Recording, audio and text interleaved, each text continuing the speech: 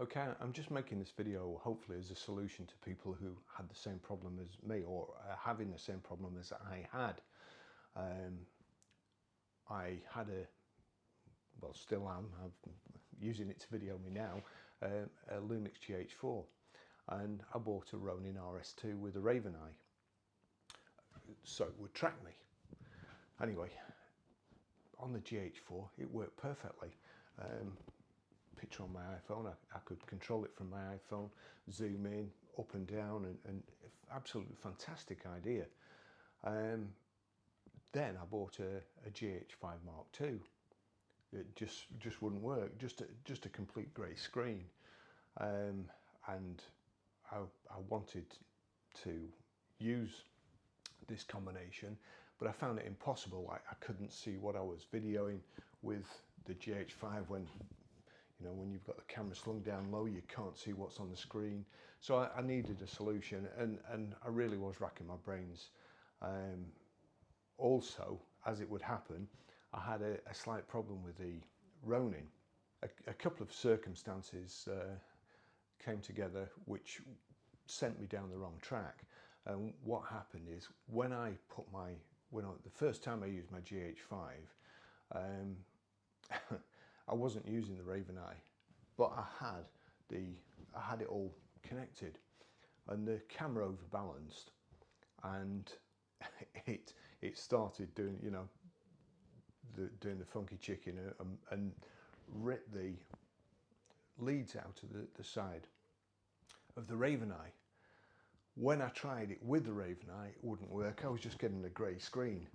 So I thought I'd damaged the Raveneye, but I still needed to be able to see something on a bigger screen. So I bought a Ninja 5, and strange thing happened when I bought the Ninja 5. I don't know whether you can see here, but it's kind of a grey screen. Now, what happened when I bought the Ninja 5, and quite lucky really, that the HDMI goes straight into the HDMI here. With the Ninja 5, it's slightly different. If I do this, if I take that plug out to the Raveneye, being careful not to overbalance it again and cause all sorts of problems. So if I put that in there like so, the picture comes to the Raveneye, but just as a test, and to test the plug really, I then plugged in, sorry, this is not going well.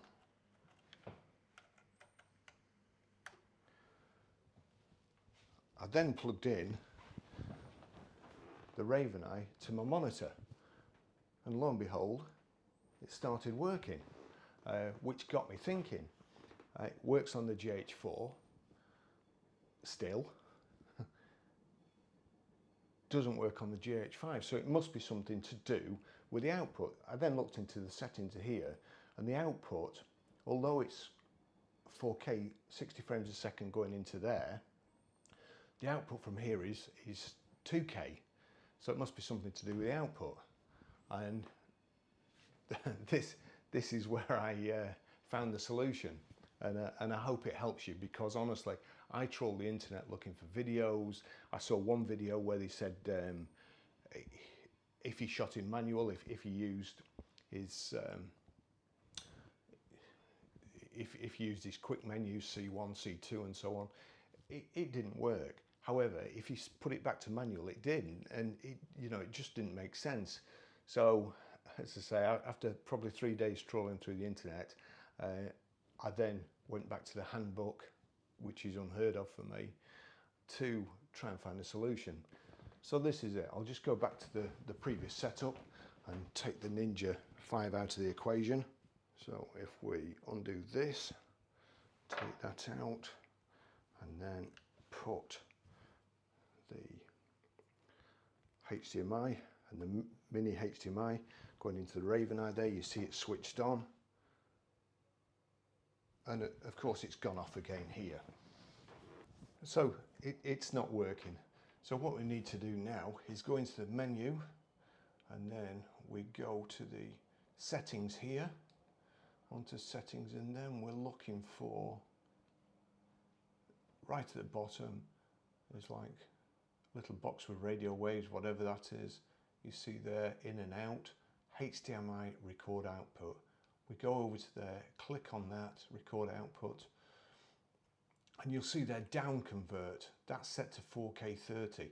If I go on to down convert and then set it to auto, like so, you will see that your image has come back onto your iPhone here, and you can do with it what you will.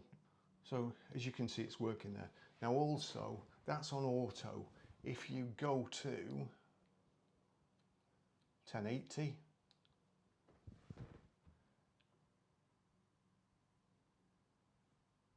there you go, it's gone off again. If you go on to 1080p,